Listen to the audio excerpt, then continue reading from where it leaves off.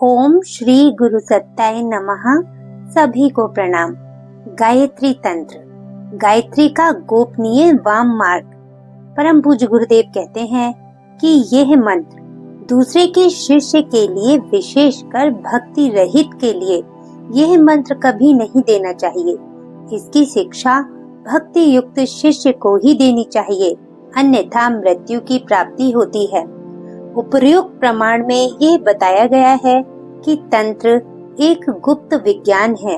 उसकी बातें सब लोगों के सामने प्रकट करने योग्य नहीं होती। कारण ये है कि तांत्रिक साधनाएं बड़ी क्लिष्ट होती हैं। वे उतनी ही कठिन हैं जितना कि समुद्र के तले में घुसकर मोती निकालना। गोताखोर लोग जान को जोखिम में डालकर पानी में बड़ी गहराई तक नीचे उतरते हैं।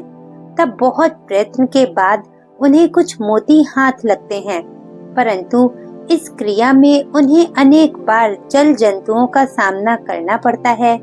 नट अपनी कला दिखाकर लोगों को मुग्ध कर देता है और प्रशंसा भी प्राप्त करता है, परंतु यदि एक बार चूक हो जाए तो खैर नहीं। तंत्र प्रकृति से संग्राम करके उसकी शक्तियों पर विजय प्राप्त करना है। इसके लिए असाधारण प्रयत्न करने पड़ते हैं और उसकी असाधारण ही प्रतिक्रिया होती है।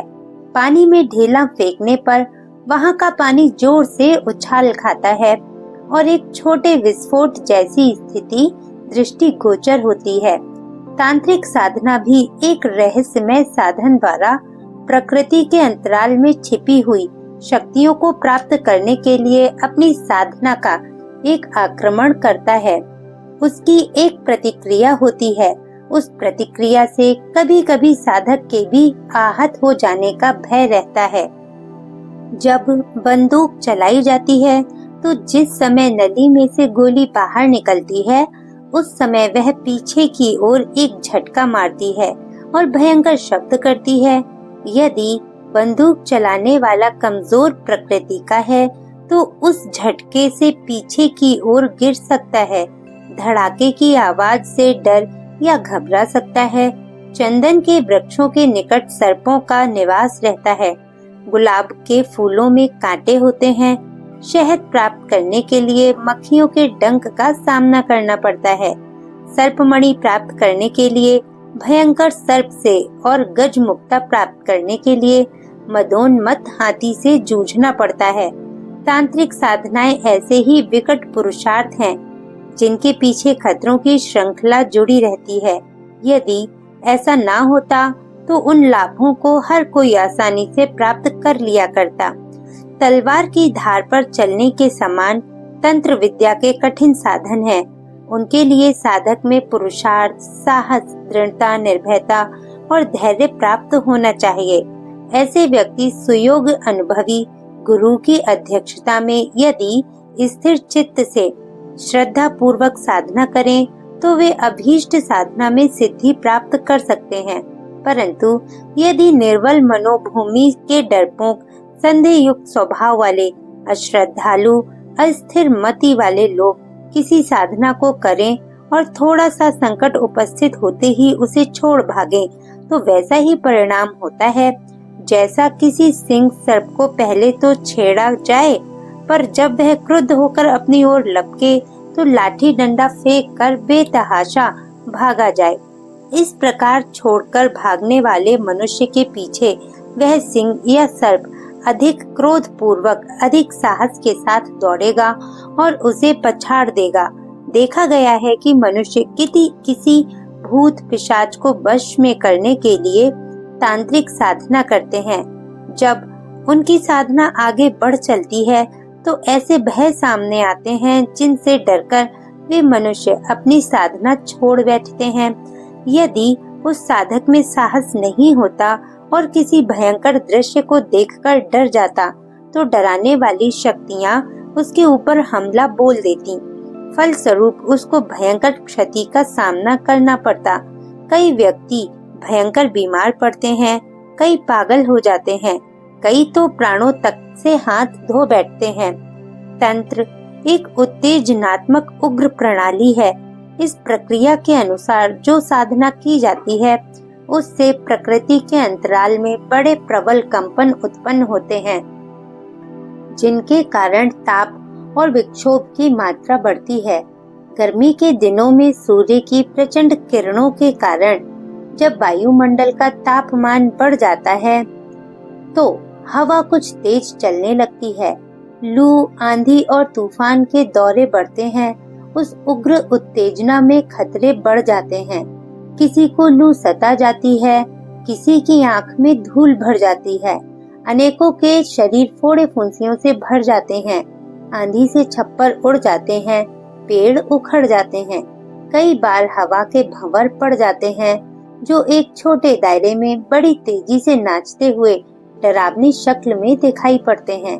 तंत्र की साधनाओं से ग्रीष्म काल का सा उत्पात पैदा होता है और मनुष्य के बाह्य एवं आंतरिक वातावरण में एक प्रकार की सूक्ष्म लू एवं आंधी चलने लगती है, जिसकी प्रचंडता के झकझोरे लगते हैं। ये झकझोरे मस्तिष्क के कल्पना तंतुओं से जब संघर्ष करते हैं तो अनेकों प्रकार की भयंकर प्रतिमूर्तियां दृष्टिगोचर होने लगती हैं।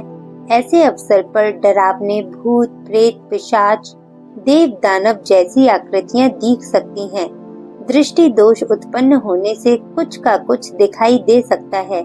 अनेकों प्रकार के शब्द, रूप, रस, गंध और स्पर्शों का अनुभव हो सकता है। यदि साधक निर्भयता पूर्वक इन स्वाभाविक प्रतिक्रियाओं को देखकर मुस्कुराता ना रहे तो उसका साहस नष्ट हो जाता है और उन भयंकरताओं से यदि वह भयभीत हो जाए तो वह उसके लिए संकट बन सकती हैं। इस प्रकार की कठिनाई का हर कोई मुकाबला नहीं कर सकता। इसके लिए एक विशेष प्रकार की साहस पूर्ण मनोभूमि होनी चाहिए। मनुष्य दूसरों के विषय में तो परीक्षा बुद्धि रखता है, पर अपनी स्थिति का ठीक परीक्षण कोई विरले ही कर सकते हैं। मैं तंत्र साधनाएं कर सकता हूँ या नहीं, इसका निर्णय अपने लिए कोई मनुष्य स्वयं नहीं कर सकता। इसके लिए उसे किसी दूसरे अनुभवी व्यक्ति की सहायता लेनी पड़ती है। जैसे रोगी अपना इलाज स्वयं नहीं कर सकता, विद्यार्थी अपने आप शिक्षा प्राप्त नहीं कर सकता, वैसे ही तांत्रिक साधनाएं भी अपने आप नहीं की जा सकती। इसके लिए किसी विज्ञ पुरुष को गुरु नियुक्त करना होता है। वह गुरु सबसे पहले अपने शिष्य की मनोभूमि का निरीक्षण करता है और तब उस परीक्षण के आधार पर निश्चित करता है कि इस व्यक्ति के लिए कौन सा साधना उपयोगी होगी और उसकी विधि में अन्यों की अपेक्षा क्या हेरफेर करना ठीक होगा। साधना काल में जो विक्षेप आते हैं उनका तात्कालिक उपचार और भविष्य के लिए सुरक्षा व्यवस्था बनाना भी गुरु के द्वारा ही संभव है। इसलिए तंत्र की साधनाएं गुरु परंपरा से चलती हैं। सिद्धि के लोभ से अनधिकारी साधक स्वयं अपने आप उन्हें ऊट पटांग ढंग से ना करने लग जाएं, इसलिए उन्हें गुप्त रखा जाता है। रोगी के निकट मिठाइयाँ नहीं रखी जाती, क्योंकि पचाने की शक्ति ना होते हुए भी यदि लोभवश उसने उन्हें खाना शुरू कर दिया तो अंततः उसका अहित ही होगा।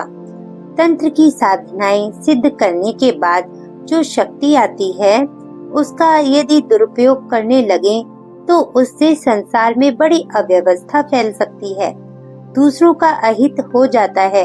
अनधिकारी लोगों को अनावश्यक रीति से लाभ या हानि पहुंचाने से उनका अनिष्ट ही होता है। बिना परिश्रम के जो लाभ प्राप्त होता है वह अनेक प्रकार के दुर्गुणों को पैदा करता है। जिसने जुआ खेलकर 10,000 रुपया कमाया है वह उन रुपयों का सदुपयोग नहीं कर सकता और न उनके द्वारा वास्तविक सुख प्राप्त कर सकता है। इसी प्रकार ईश्वरीय या राजकीय विधि से मिलने वाले स्वाभाविक दंड विधान से बचकर किसी को मंत्र बल से जो हानि पहुंचाई जा सकती है वह गर्भपात के समान ही अहितकर होती है। तंत्र में सफल हुआ व्यक्ति ऐसी गड़बड़ी पैदा कर सकता है, इसलिए हर किसी को उसकी साधना करने का अधिकार नहीं दिया गया है।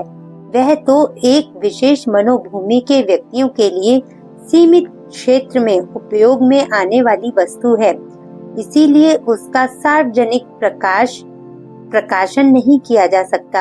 हमारे घर सिर्फ उन्हीं व्यक्तियों के प्रयोग के लिए होते हैं जो उनमें अधिकार पूर्वक रहते हैं।